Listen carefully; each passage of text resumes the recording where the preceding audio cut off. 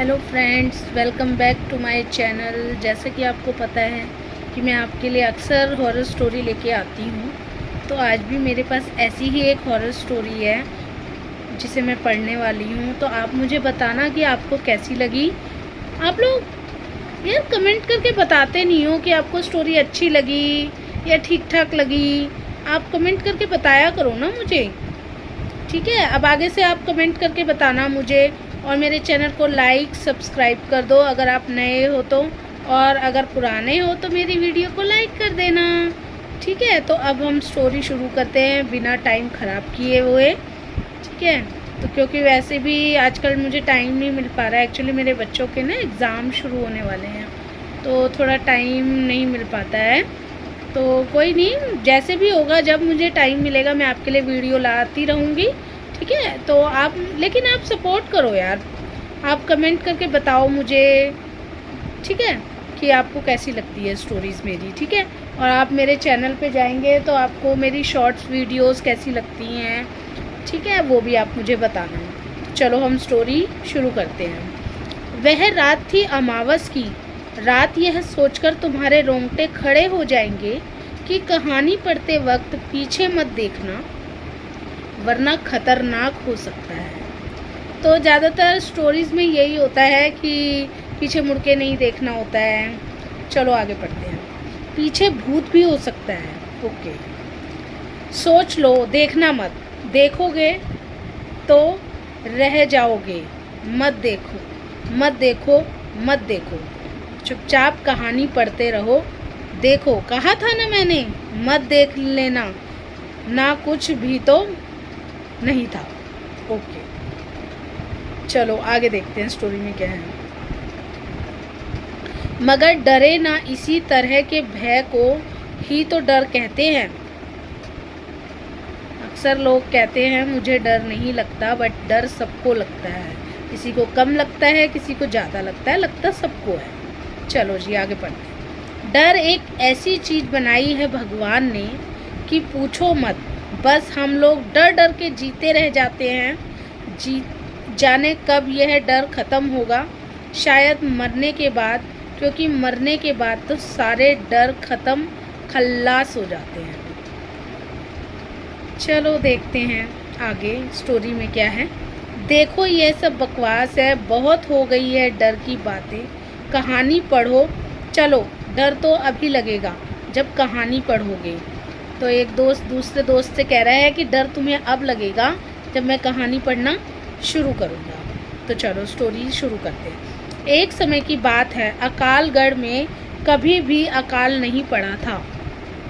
तो दोस्तों एक जगह है जिसका नाम है अकालगढ़, वहाँ पे कभी भी अकाल नहीं पड़ा था। तब भी इसका नाम अकालगढ़ था, और अकाल अब पड़ता है तब भी इस गांव का नाम अकालगढ़ है। जब पहले नहीं पड़ता था तब भी अकालगढ़ नाम था इस गांव का, और अब जब पड़ता है तब भी इस गांव का नाम अकालगढ़ ही है, ठीक है। इस गांव के अकाल पड़ने की भी एक कहानी है, ओके। चलो देखते हैं क्या है इस स्टोरी में। सुनाऊं क्या? नहीं, अरे नहीं सुनाऊंगा तो तुम्हें क्या घंटा समझ में आएगी। चलो अब असली बात पर आते हैं। अकालगढ़ में दो भाई नीरज और राजू अपनी अपनी बीवियों के साथ बढ़िया से रह रहे थे। तो दो भाई हैं राजू और नीरज, जो अपनी बीवियों के साथ रहते थे। राजू और नीरज में अच्छी बनती थी। नीरज का विवाह नहीं हुआ था, पर होने वाला था, ओके। कुछ दिनों बाद नीरज की भी शादी हो गई। कुछ दिनों तक तो ठीक ठाक चलता रहा, पर उनकी बीवियों में आपस में नहीं बनती थी।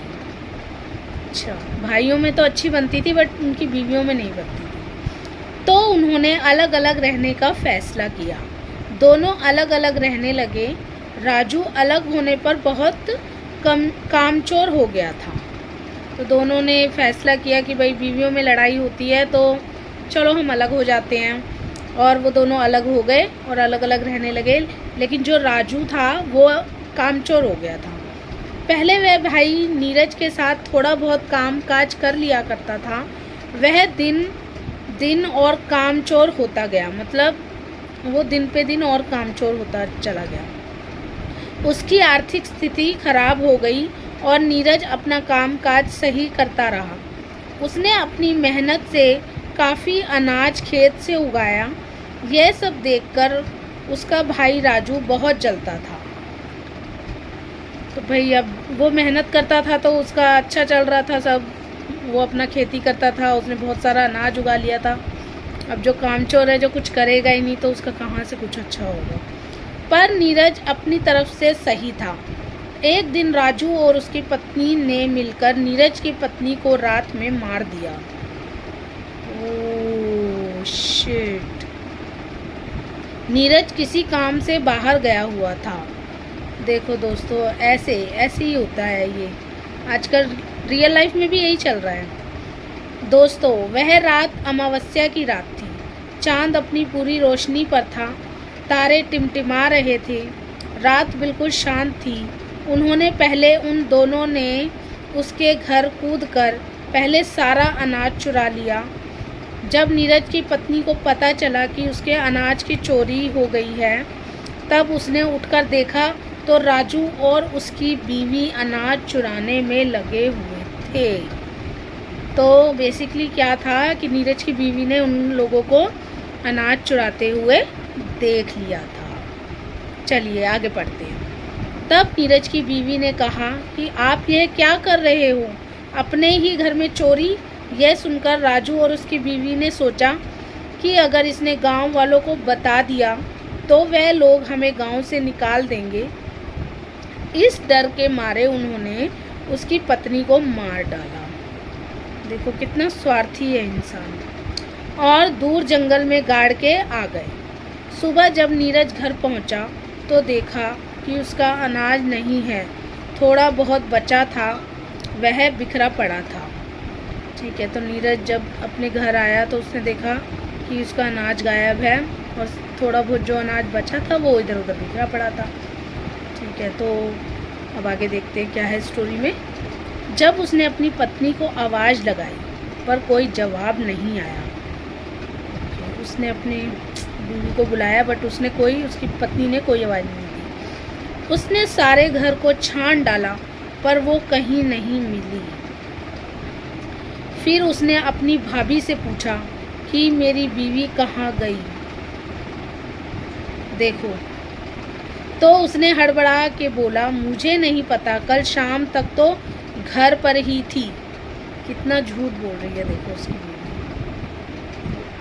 इतना पूछकर उसने पड़ोसियों से पूछा तो किसी ने कहा पता नहीं और किसी ने बताया शाम तक तो घर पर ही थी। वो बहुत घबरा गया और कुछ लोगों को बताया कि घर का सारा अनाज किसी ने चुरा लिया है और मेरी बीवी का भी कोई पता नहीं है कि कहाँ है वो। उसने घर जाके फिर देखा तो उसे उन गेहूं से एक चाकू मिला और कुछ खून भी पड़ा था।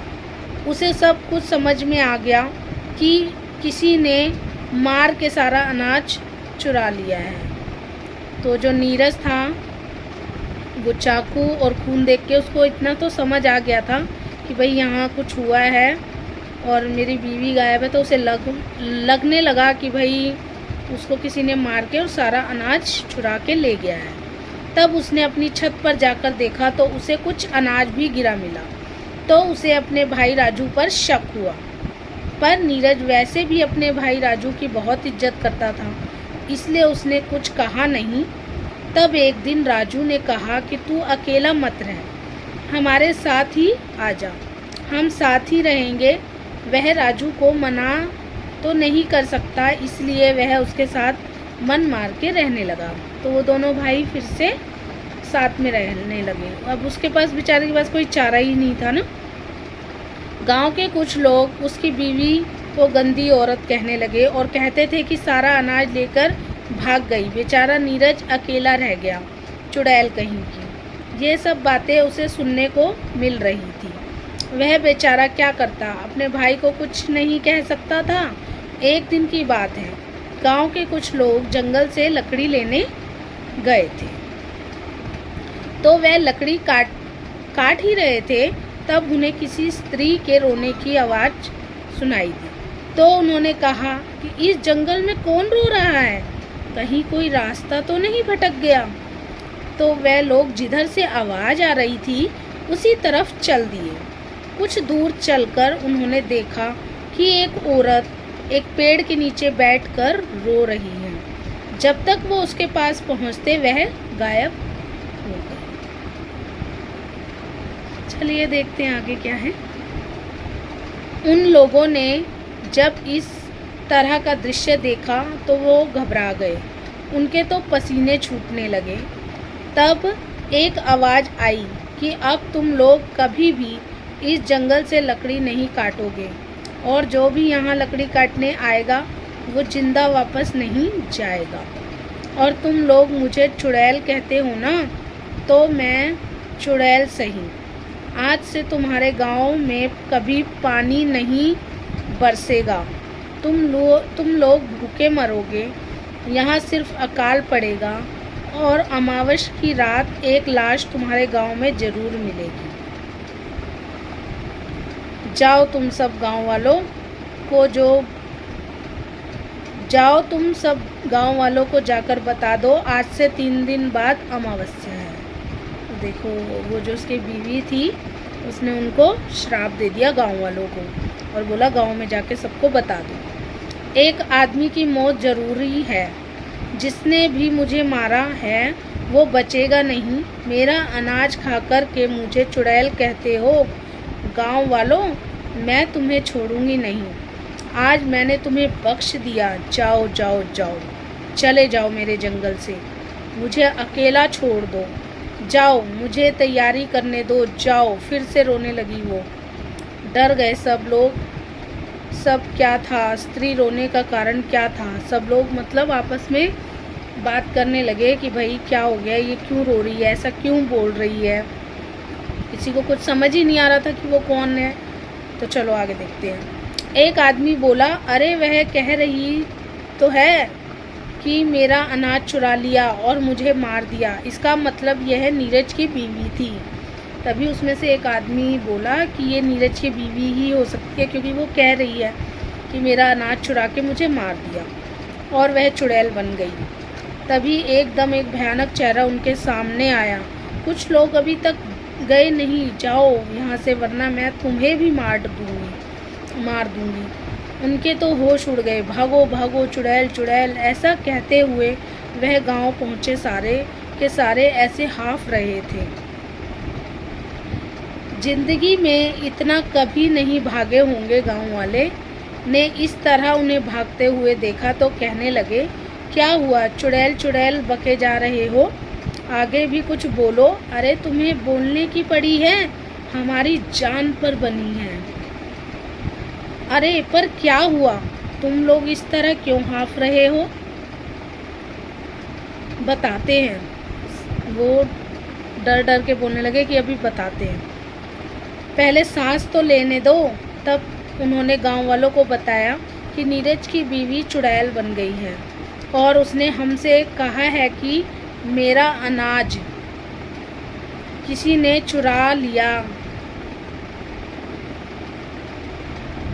चुरा कर किसी ने उसे मार के जंगल में दफना दिया है।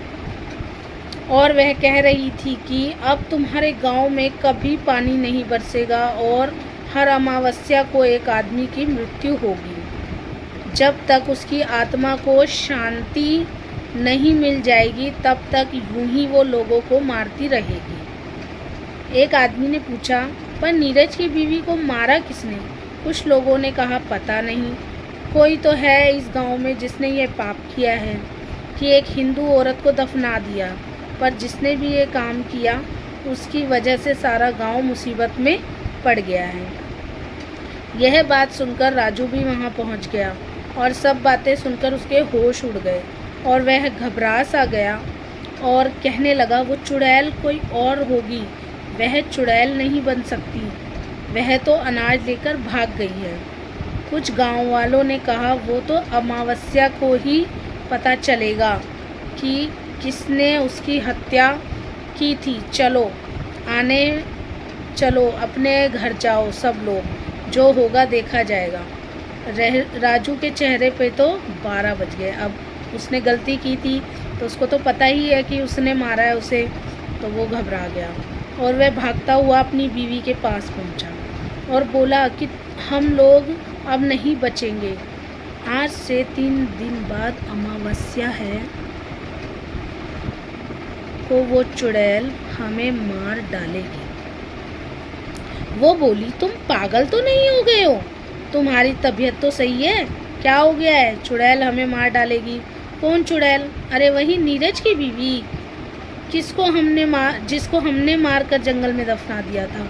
क्या? हाँ, वो सारे गांव वाले कह रहे थे। नीरज ने ये सारी बातें छुपकर सुन ली थी और अनजान बनकर बोला, भैया इतना क्यों डरे हुए हो? कौन तुम्हें मार डालेगा?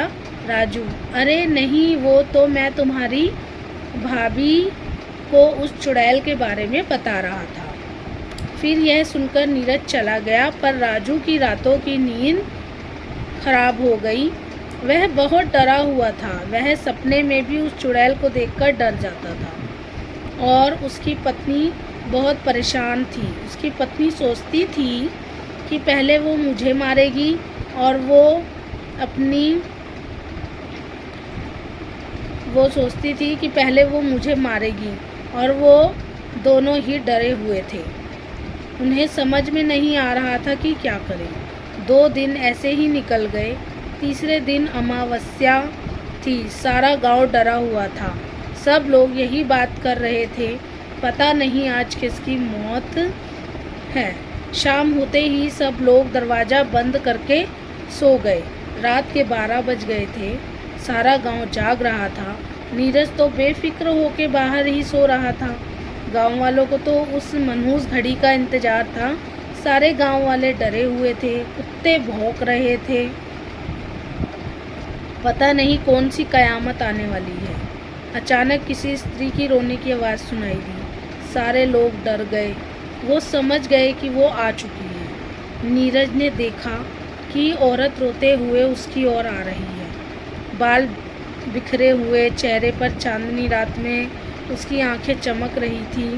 वह पहले तो डरा। वह उसके पास आकर बोली, तुमने मेरी खबर तक नहीं ली कि मैं कहाँ चली गई हूँ।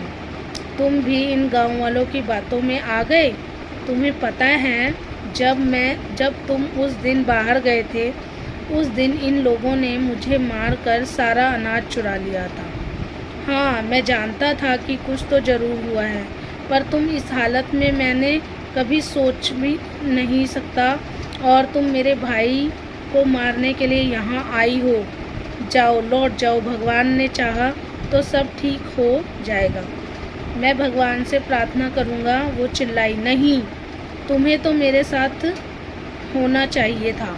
तुम भी इन गाँव वालों की तरह बन गए। भगवान क्या खाक ठीक करेगा? अब मैं इस गांव को बर्बाद करूंगी। और तुम्हें क्या गलती है? क्या लगता है कि मैं तुम्हारे कहने पर तुम्हारे भाई को छोड़ दूंगी? नहीं, मैं इस दिन के लिए कितना रोई हूँ और कितना तड़पी हूँ। मैं उसे नहीं छोड़ने वाली। उन दोनों में से एक की मौत तो आज ज़रूर है। नीरज, नहीं, तुम ऐसा नहीं कर सकती। तुम मेरे बीच में मत आओ। नहीं, मैं भूल जाऊंगी कि तुम मेरे पति हो। हट जाओ। उसने उसे रोकने की कोशिश की। उसने नीरज को ऐसा धक्का मारा, नीरज हवा में उड़ता हुआ ज़मीन पर आ गिरा और वह बेहोश हो गया। यह सब राजू की बीवी गेट के छेद से देख रही थी। उस चुड़ैल ने गेट में धक्का मारा और उसकी बीवी के बाल पकड़ के बोली, चुड़ैल तो तू है। तूने मेरा सब कुछ छीन लिया। अब तुम्हें नहीं छोड़ूंगी। उसने राजू की बीवी का कलेजा चीर के उसका दिल निकाल लिया। गाइस, कितनी हॉरर है। इसलिए बोलते हैं गलत काम नहीं करना चाहिए। हर गलत काम का नतीजा बुरा होता है। हाँ, अब मुझे थोड़ा सुकून मिलेगा। अब की बार तेरी बारी है। कहाँ छुपा है तू? और हाँ, गांव वालों, तुम भी कान खोल के सुन लो। आने वाली अमावस को तुम भी नहीं बचोगे। सब के सब मरोगे। हा, बहुत सताया है तुम लोगों ने। और हंसती हुई जंगल की ओर चली गई। सारे गांव वाले बाहर आ गए और नीरज को उठाया। और उसे पानी पिलाकर होश में लाए। उसने अभी भाभी को मारा हुआ देख वह खूब रोया। तब तक राजू भी बाहर आ गया। उसने यह सब देख उसकी आंखों में आंसू निकल गए। सारा गांव रो रहा था। सुबह उसके शव को जलाया। सारे गांव वाले राजू से भला बुरा कह रहे थे कि इसकी वजह से हम सब लोग एक दिन ऐसे ही मरेंगे। सारे गांव वाले, हाँ, इसी की वजह से हमारे लिए ये मुसीबत खड़ी हुई है। इसको तो नरक भी नहीं झेलेगा। अपने ऐसे भाई के साथ तूने धोखा किया है। देखो यार, कितना कितना बुरा है भाई वो।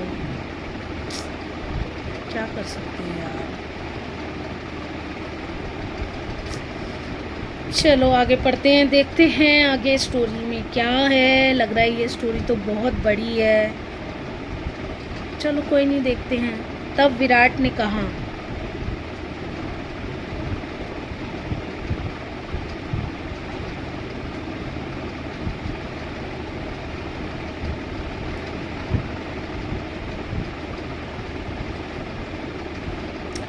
तो दोस्तों, यह थी एक अमावस की रात की एक चुड़ैल की कहानी। अब सुनो आगे की दास्तान।